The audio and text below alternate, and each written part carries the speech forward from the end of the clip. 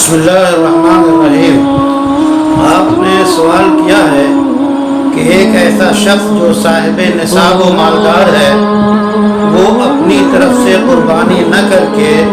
اپنے مرحوم والد کی طرف سے قربانی کرے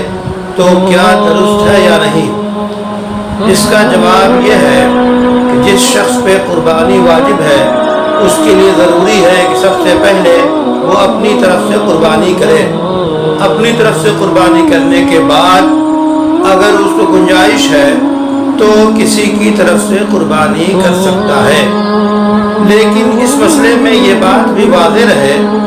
کہ ایسے شخص نے جو صاحب نصاب ہے اس پہ قربانی واجب ہے اور وہ اپنی طرف سے قربانی نہ کر کے اپنے مرحوم والد کی طرف سے قربانی کر دیتا ہے تو یہ قربانی اس کی طرف سے ادا ہوگی اور اس کا واجب اس کے ذمے سے ساقط ہو جائے گا۔